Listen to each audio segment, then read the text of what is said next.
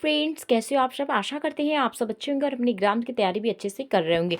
Friends, CTET exam बहुत ही नज़दीक आ रहा है और उसमें आप सभी का 6 to 8 में एक सब्जेक्ट होता है एसएसटी। उसको हम आप सभी को बताएंगे। कल मैंने मैराथन लिया था, शॉर्ट्स मैराथन। उसके साथ ही मैंने कहा था आज के लिए कि मैं कुछ ऐसे क्वेश्चंस लेकर आऊंगी जो कि एग्जाम में पूछे गए हैं और उसके आधार पे मैं उस टॉपिक से जो है क्वेश्चंस कवर कराऊंगी और उस टॉपिक को ही कवर करा दूंगी, ताकि उस टॉपिक से अगर कोई भी क्वेश्चंस पूछे तो आप इजिली जो है सॉल्व कर पाएँ। तो ये यहाँ पे देख सकते हैं सारे टॉपिक्स जो है, और उसके साथ ही साथ मैंने क्वेश्चंस को भी साथ में सेलेक्ट करके रखा है। तो फ्रेंड्स, ये सब जो है मैं आप सभी को बताऊंगी। साथ ही आप सबको मेरी ये फॉर्मेट, ये पढ़ाने का तरीका कैसा लगता है कमेंट सेक्शन में जरूर बताइएगा। सबसे पहले आपको स्टार्ट करते हैं फ्रेंड्स। ये जो छोटा तिब्बत लद्दाख होता है, लद्दाख को क्या कहते हैं, छोटा तिब्बत भी कहा जाता है। एक पॉइंट तो आपका यहीं से बन जाता है। उसके साथ ही यहाँ पे ऑप्शंस दिए गए, भौगोलिक सामीप्य, धार्मिक समानता, समाज समान, भोजन और भाषाई समानता।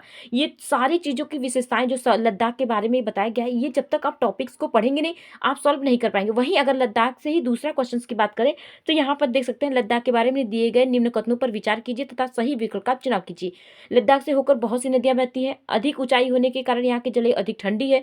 हिमालय के वृष्टि छाया क्षेत्र में होने के बावजूद यहाँ उच्च वायु वर्षा पाई जाती है। और यहाँ पे जो भी ऑप्शन, जब तक इनकी विशेषताएं, इनके बारे में आप नहीं पढ़ेंगे, इस क्वेश्चन को सॉल्व नहीं कर पाएंगे। जैसे ही हमारे ये टॉपिक्स क्लियर हो जाएगा, मैं क्वेश्चंस लेकर आऊंगी और कम से कम 2 सेट आप सभी को कराऊंगी कि एसएसटी में कम से कम 60 क्वेश्चन यानी 120 क्वेश्चंस मैं आप सभी को लिए प्रस्तुत करूंगी। 120 क्वेश्चंस के सेट, ठीक है। एक बार में आपका 60 क्वेश्चन लेके आऊंगी यानी एक सेट का, और सेकंड बार में यानी 2 बार में आप सभी को पेपर को सॉल्व करवाऊंगी मैं। सेकंड क्वेश्चन वही लद्दाख से ही लेकर के क्वेश्चन पूछा गया है, यहाँ पर देख सकते हैं वही क्वेश्चन है, सेम पूछा गया है। तो ये सारे फॉर्मेट जो है ना, आप सबके लद्दाख से क्वेश्चन पूछे गए। तो मैंने एनसीईआरटी के पूरे पेज ही उठा लिया है और इसके बाद एनसीईआरटी से आप सभी को पढ़ाने की कोशिश की कि किस तरीके से आप अच्छे से इसको पढ़ सकते हैं। वहीं पे अगर हम बात करेंगे लद्दाख के लिए, तो इसे कहते हैं ठंडा रेगिस्तान, ठीक है। लद्दाख को क्या कहा जाता है, लद्दाख को ठंडा रेगिस्तान कहा जाता है। और यहाँ पर कहा गया कि लद्दाख से होकर अनेक नदियां बहती हैं। जम्मू में कश्मीर के पूर्व में बृहद हिमालय में स्थित लद्दाख एक ठंडा रेगिस्तान है। इसके उत्तर में काराकोरम पर्वत श्रेणियां एवं दक्षिण में जास्कर की पर्वत श्रेणियां स्थित हैं। सारी विशेषताएं आप पढ़ते रहिएगा, क्योंकि एक एक विशेषताओं से यहाँ पे लाइन बाय लाइन जो है कूट भाषा में क्वेश्चंस पूछे जा सकते हैं। यहाँ पे लिखा गया है कि इसके उत्तर में काराकोरम पर्वत और उसके साथ ही दक्षिण में जास्कर पर्वत स्थित है। लद्दाख से होकर अनेक नदियां बहती है, जिसमें सिंधु नदी प्रमुख है। यहाँ पे इंपॉर्टेंट पॉइंट यही भी बन जाता है कि सिंधु नदी जो है वह प्रमुख है, नदियां है जो कि लद्दाख से होकर बहती है। ये नदियाँ गहरी घाटी में महागढ़ यानी गाज का निर्माण करती है। लद्दाख में अनेक हिमानियाँ बहती है, जिसमें होती है ग्रेगी हिमानी, जिसमें कहा जाता है। लद्दाख की ऊंचाई कारगिल के से लगभग 3000 मीटर से लेकर काराकोरम में 8000 मीटर से अधिक पाई जाती हैं। वहीं ऊंचाई पर वायु की परत जो होती है वो पतली होती जाती है। ये इंपॉर्टेंट हो गया। और यहाँ पर आप देख सकते हैं, ये जो लद्दाख का एरिया दिखाया जा रहा है, ये पूरा लद्दाख का एरिया है, जिसके ऊपर से काराकोरम, और यहाँ पे देख सकते हैं लद्दाख एरिया है, काराकोरम, और जो यहाँ पे पर्वत श्रेणियों के बारे में बताया गया है कि इससे उत्तर और दक्षिण में काराकोरम और जो है, यहाँ पे एक लाइन थी ना, काराकोरम और जास्कर पहाड़ियाँ स्थित हैं, वो बात बताया गया है।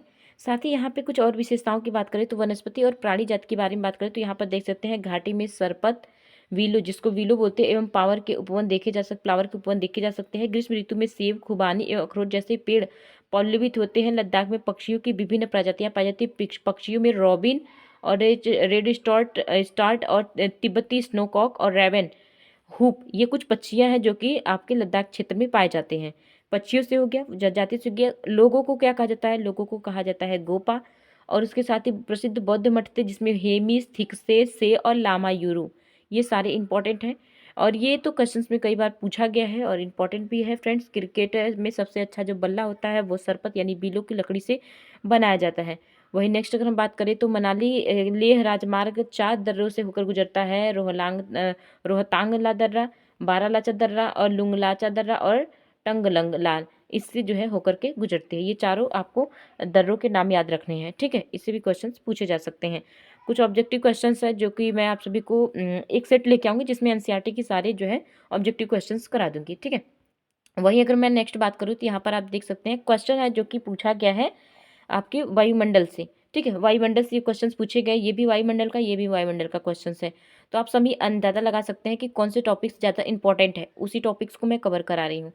तो यहाँ पर जब पूछा गया कि पृथ्वी के चारों ओर फैली वायु की पतली परत जो कि वायुमंडल कहते हैं, क्या क्या चीज़ वायु को पृथ्वी के चारों ओर से घेरे ओर बनाए रखती है, उसके साथ ही वायुमंडल की किस परत को वायु की पतली परत के रूप में कहा जाता है, तो ये मैं आप सभी को अभी दिखा देती हूँ कि क्या होगा इसका आंसर, क्योंकि यहाँ पे साफ साफ लिखा गया है। पहले तो मैं ये क्वेश्चंस को पूरा इसको डिटेल में आपको बता दूं, फिर इसके बाद इसका क्वेश्चंस को आंसर बताऊंगी।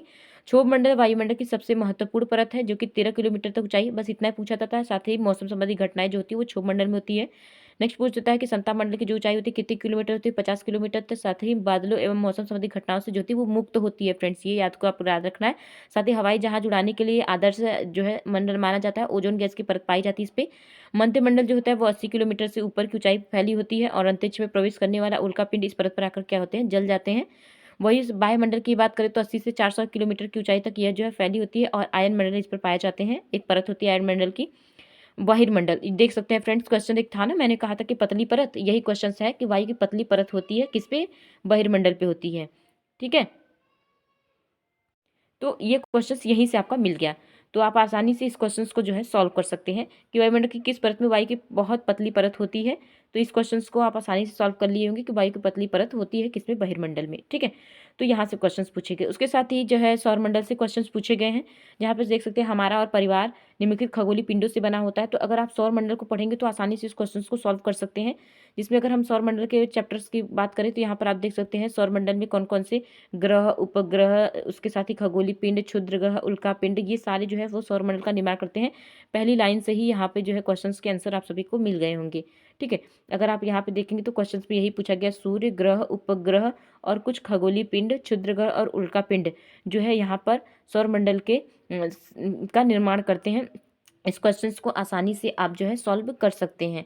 इसलिए मैंने आप सबसे कहा था ना कि क्वेश्चंस को जब तक आप अच्छे से रटेंगे नहीं, पढ़ेंगे नहीं, समझेंगे नहीं, क्योंकि रटना तो मैं नहीं कर सकती क्योंकि यहाँ पर रटने का विरोध किया गया है। एनसीएफ 2020 कहता है कि 2005 जो है कहता है कि जो है कि रटने पर जोर नहीं देना है, बच्चों को जो है समझ के याद रखें। लेकिन आप जो है एग्जाम देंगे तो आपको उस चीज़ को समझना है, चाहे जैसे किसी भी तरीके से समझिए उस चीज़ को, एग्जाम में आपको अटेम्प्ट करने हैं, क्वेश्चंस को सॉल्व करने हैं क्वेश्चंस को। ठीक है, तो ये सारा टॉपिक्स जो है यहाँ पे क्लियर हो जाता है। उसके साथ ही नेक्स्ट क्वेश्चन की बात करें तो यहाँ पर देख सकते हैं कि भारतीय उपमहाद्वीप में गंगा ब्रह्मपुत्र बेसिन की व्याख्या करने वाले कथन पर यहाँ पर प्रकाश डालने के लिए अब गंगा ब्रह्मपुत्र बेसिन, जब तक आप नहीं सॉल्व करेंगे ये क्वेश्चंस के आंसर भी आप सॉल्व नहीं कर पाएंगे। कैसे, तो इस यहाँ पे पहले हम क्वेश्चंस को देख लेते हैं। ठीक है, यहाँ कुछ कंटेंट देख लेते हैं जिसमें गंगा ब्रह्मपुत्र बेसिन में जीवन किस तरीके से होता है उसके बारे में यहाँ पे बताया गया है। कि यहाँ पे घाघरा, सोन, गंडक, कोसी, चंबल आदि सहायक नदियां जो है ब्रह्मपुत्र की सहायक नदियां अपवाहित होती है किस नदी में, गंगा ब्रह्मपुत्र बेसिन के नदी में। ये यहाँ पे जो है गंगा ब्रह्मपुत्र बेसिन का जो है यह डायग्राम वो मैप में आप देख सकते हैं। उसके साथ ही अगर बेसिन क्षेत्र में भी बहुत ही बड़ी विभिन्न प्रकार की शिलाकृतियां देखने के लिए मिलती हैं। इससे क्वेश्चंस यहाँ पे बन सकते हैं, इसकी फसल से संबंधित क्वेश्चंस बन सकते हैं, गेहूं, मक्का, ज्वार, चना, बाजरा, गन्ना, जूट, नकदी फसलें, ये सब उससे क्वेश्चन बन सकता है। साथ ही डेल्टा क्षेत्र को जो है यहाँ पर मैंग्रोव वन से घिरा होता है, ये इंपॉर्टेंट है क्योंकि यहाँ पे क्वेश्चंस पूछे गए हैं। ठीक है, मैंग्रोव वन से कौन से क्षेत्र जुड़े थे, गंगा और ब्रह्मपुत्र, जो यहाँ पे जो है शंकुधारी पेड़ भी पाए जाते हैं। ठीक है, यहाँ पर आप देख सकते हैं। साथ ही यहाँ पे धान की खेती और असम में चाय बागान, क्योंकि असम में चाय की खेती सबसे ज़्यादा होती है, ये इंपॉर्टेंट हो जाता है। साथ ही आप देख सकते हैं बेशीर में विभिन्न प्रकार के वन्यजीव पाए जाते हैं जिसमें हाथी, बाघ, हिरण व बंदर आदि सामान्य रूप से पाए जाते हैं। एक सींग वाला गेंडा ब्रह्मपुत्र के मैदान में पाया जाता है। ये इंपॉर्टेंट क्वेश्चन है फ्रेंड्स कि एक सींग वाला गेंडा कहाँ पाया जाता है, ब्रह्मपुत्र के मैदान में पाया जाता है। साथ ही डेल्टा क्षेत्र में बंगाल टाइगर एवं मगर पाए जाते हैं। रोहू, कतला, हिल्सा मछलियों की लोकप्रिय प्रजाति, तो मछलियों की लोकप्रिय प्रजाति दे देगा। और उसके बाद यहाँ पर गंगा ब्रह्मपुत्र बेसिन के बारे में देगा, तो आपको सभी को ये चीज़ें पता होनी चाहिए। उसके साथ ही जो डॉल्फिन होती है, जो अंधी डॉल्फिन होती है जिसको सुसु कहा जाता है, वहाँ पर स्थानीय भाषा में लोग उसे, उस डॉल्फिन वाली मछली को क्या कहते हैं, सुसु कहते हैं। ठीक है, तो ये इंपॉर्टेंट जो जिसे अंधी डॉल्फिन भी कहा जाता है। यहाँ पर मैंने जो है लिख भी रखा है पेपर पे कि पेज नंबर 41 पे दिया है, क्लास 7 की बुक में है ये क्वेश्चन, अमेजन बेसिन के बारे में दिया गया है। जिसमें आप सभी देख सकते हैं अमेजन बेसिन के बारे में जब तक पूरा पढ़ेगी रही तब तक आप सभी को क्लियर नहीं हो पाएगा। कि वहाँ पे देख सकते हैं जलवायु से क्वेश्चन पूछा गया है, कृषि से क्वेश्चन पूछा है, ये भी कृषि से आ जाएगा आपका। उसके साथ ही वहाँ पर किस तरीके से लोग जाया करते हैं उस सुविधाओं के बारे में। तो यहाँ पर आप देख सकते हैं मैंने इस चीज़ को काफ़ी ज़्यादा अच्छे से हाईलाइट करके आप सभी को बताया है कि किस तरीके से यहाँ पर जो है अमेजन बेसिन के लोग जो है जीवन यापन करते हैं। तो 10 भूमध्य रेखा के 10 डिग्री उत्तर और 10 डिग्री दक्षिण के बीच का जो क्षेत्र होता है वो भूमध्य रेखा जो होता है वो अमेजन बेसिन के क्षेत्र में यहाँ पर देख सकते हैं फ्रेंड। अमेजन बेसिन जो कि दक्षिण अमेरिका में पड़ता है वो 10 डिग्री भूमध्य रेखा के उत्तर और 10 डिग्री जो है भूमध्य रेखा के दक्षिण में स्थित होता है। ठीक है, उसके साथ ही यहाँ से क्वेश्चन, जहाँ से क्वेश्चन पूछे गए मैं वो बता देती हूँ। एक क्वेश्चन तो आपका यहीं से पूछा था है कि यहाँ का तापमान जो होता है उच्च होता है, आर्द्रता अति उच्च होती है। एक क्वेश्चन यहाँ से पूछा गया है। साथ ही यहाँ से क्वेश्चन पूछ सकता है कि यहाँ पे जो पौधे पाए जाते हैं वो आर्किड और ब्रोमिलाइड होते हैं, और टूकन, गुंजन पक्षी, रंगीन पक्षी और मकाओ यहाँ के मुख्य पक्षी है। एक मलोका होता है, वो जो है रहने का स्थान होता है फ्रेंड्स, उसको आप यहाँ पर देख सकते हैं। यहाँ पे जो है मलोका, जो कि रहने वाले स्थान को अपार्टमेंट जैसे घरों को कहा जाता है। और उसके साथ ही सबसे इंपॉर्टेंट तो यहाँ हो जाता है जब क्वेश्चन पूछा गया कि हवाई और हेलीकॉप्टर का उपयोग यहाँ पे किया जाता है जो है एक स्थान से दूसरे स्थान पे पहुंचने के लिए। ये जो है हवाई जहाज और हेलीकॉप्टर का क्वेश्चन यहाँ पर आप देख सकते हैं। सबसे नीचे वाले ऑप्शन में आपका दिया हुआ है कि बेसिन के में कई स्थानों पर पहुंचने के लिए हवाई और हेलीकॉप्टर का प्रयोग किया जाता है। नेक्स्ट क्वेश्चन की बात करें तो भारत और बांग्लादेश पटसन जूट के अग्रणी उत्पादक है। ये प्रीवियस क्वेश्चन पेपर से मैंने जो है कटिंग करके आप सभी के लिए लगाया है कि किस तरीके से क्वेश्चंस पूछे जाते हैं। इसी तरीके से मैं हिस्ट्री, पॉलिटी सभी के क्वेश्चंस लेकर आऊंगी। अगर आप सबको पसंद आए तो जुड़े रहिएगा। साथ ही आप सभी को लग रहा है कि मैं क्वेश्चंस के आंसर नहीं बता रही, तो मैं क्वेश्चन के आंसर बताऊंगी आप सभी को एक साथ ही। एक पेपर सेट लेके आऊंगी जिसमें सारे क्वेश्चंस के आंसर और क्वेश्चंस के साथ ही आप सभी को कराती रहूंगी। ठीक है, अभी तो मैं आप सभी को कंटेंट दे रही हूँ कि किस तरीके से इस टॉपिक से आप पहले पढ़ लीजिए, इस टॉपिक को अच्छे से कवर कर लीजिए। नोट्स बनाइए, किसी तरीके से पढ़िए, बस अटेम्प्ट करना है आपको क्वेश्चंस को। भारत और बांग्लादेश पटसन जूट के अग्रणी उत्पादक है। और उसके साथ ही बताया कि यह जलोढ़ मृदा अच्छे ढंग से विकसित होता है। इसे उच्च तापमान की आवश्यकता होती है, इसे निम्न तापमान और निम्न वर्षा की आवश्यकता होती है, और इसे भारी वर्षा और आर्द्रता की आवश्यकता होती है। तो यहाँ पर जब बांग्लादेश और जूट क्षेत्र में कहा है तो यहाँ पे मुख्य फसलों के बारे में हमें पढ़ना पड़ेगा। और मुख्य फसल का यहाँ पर आप देख सकते हैं, मुख्य फसलें में चावल है। चावल के बारे में उच्च तापमान, अधिक आर्द्रता, वर्षा की आवश्यकता पड़ती है। गेहूं में भी यहाँ पर देख सकते हैं विकासु अपवाहिक दोमट मिट्टी की आवश्यकता पड़ती है। मिलेट, जिसको मोटे अनाज कहते हैं, जिसको आप बाजरे, मक्का ये कह सकते हैं, वो होते हैं मिलेट होते हैं। ठीक है, मक्का यहाँ पे मध्यम तापमान, वर्षा और अधिक धूप की आवश्यकता पड़ती है। कपास के लिए 200 से 210 रहित, पाला रहित, हल्की धूप की आवश्यकता पड़ती है। ये इंपॉर्टेंट हो जाता है ना, ये सब क्वेश्चंस काफी जाते पूछे गए हैं। तो यहाँ पर मैंने इसलिए मैं ये सब चीज़ लेकर आई। वही अगर चाय की बात करें तो ठंडी जलवायु, उच्च वर्षा, ये सारे टॉपिक्स जो है ना बहुत ही ज़्यादा इंपॉर्टेंट है आप सभी की एग्जाम के लिए। और किस तरीके से यहाँ पे क्वेश्चंस पूछे गए, मैं हर एक क्वेश्चंस को लगाई हूँ। और बहुत कम, पहले मैंने तो बहुत ज़्यादा क्वेश्चंस नहीं ली हूँ क्योंकि मुझे ऐसा लग रहा था कि आपके लिए हेल्पफुल रहेगा, तभी मैं वीडियो लेकर आऊँगी। और आपका जैसा रिस्पॉन्स रहेगा कि अगर मुझे इस तरीके से और भी क्वेश्चंस लेने चाहिए और भी कटिंग लगा करके इस टॉपिक्स को कवर करना चाहिए, तो आप हमें कमेंट जरूर करिएगा। और कोशिश यही रहेगा कि आपका कम समय में अच्छा कंटेंट दूँ जो कि आपके एग्जाम के लिए हेल्पफुल रहे। अगर आप एसएसटी की तैयारी कर रहे हैं तो कम समय में आप अच्छी सी नॉलेज प्राप्त कर सके और अच्छा जो है स्कोर कर सके, क्योंकि यहाँ पे 60 नंबर के क्वेश्चंस पूछे जाते हैं और उसके साथ ही 60 नंबर भी रहता है। और उसमें से आपको कम से कम, फ्रेंड्स मैं कम से कम बोल रही हूँ, 50 प्लस लेकर आएंगे तो आप अच्छा स्कोर कर सकते हैं। ठीक है, क्योंकि आपको जो है इसमें प्रॉब्लम हो सकती है, लेकिन इसकी एनसीईआरटी जो है अगर आपने 6, 7, 8 के कंप्लीट कर ली ना, तो मुझे लगता है कि इससे अलग अलग आपको पढ़ने की आवश्यकता नहीं है। उसमें से हिस्ट्री, ज्योग्राफी, पॉलिटी, इकोनॉमिक्स सारा उसी में से देता है।